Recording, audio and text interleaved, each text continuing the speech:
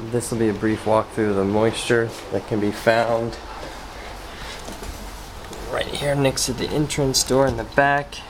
It's moisture of about 24% in the drywall, and it continues on through all of these sides of the drywall. You can see the moisture on this edge here. It's up to around 60%, some spots it was 80%. Moisture continues along into here, into the master bathroom. Moisture here is in the 40%, even above the spots where it was removed. Additional needs to be taken out. Moisture is not as strong here in this bathroom. Moisture levels are, well, I guess they're about 80% in this wall. But on this wall, we're looking at 15%. I think it's more like 17% over here. Oh, about 15% over here as well.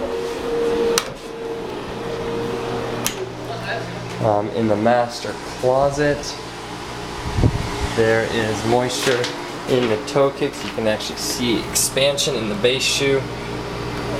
And the toe kicks are at 22% on that side, and on this side, it's about 30%. So there's moisture in this cabinetry as well. All the sill plates are still soaking wet, 90%. Hard to tell how much of that is still wet on the inside, as it was sprayed down by bleach by another contractor recently. But it's assumed that there is going to be moisture in there. In the toe kicks of the cabinetry, there's moisture here. We're at 80%.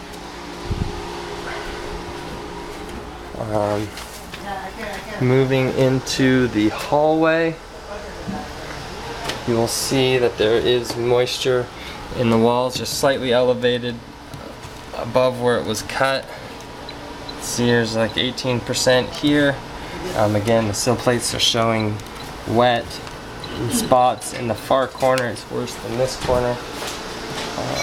Here, removed this baseboard. You can see mold growth down at the bottom.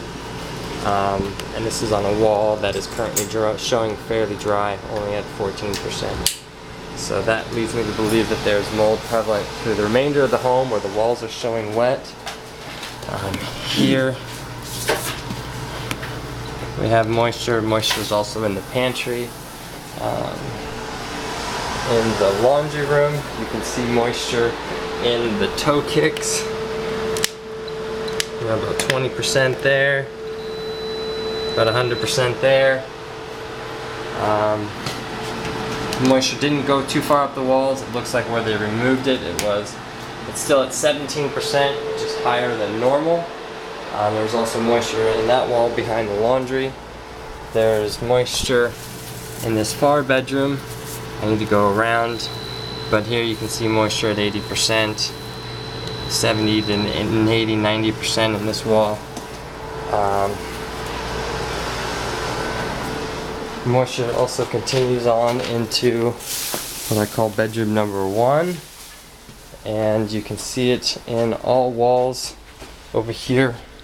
On the far wall next to the closet, you can see we're at 44%, and it continues along on all of the walls.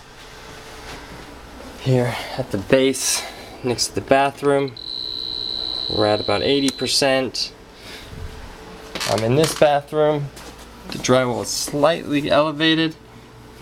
Here we're at about 17%. Continuing on into the bathroom, this is also just very slightly elevated. Moisture levels here are about 16.9, 17%, slightly elevated. About 20% down the baseboard. So there's moisture in this bathroom as well. Continues on into this far bedroom.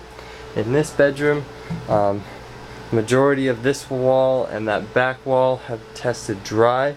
There is moisture here in this wall, around 26%. There's moisture in that closet as well that would need to be addressed.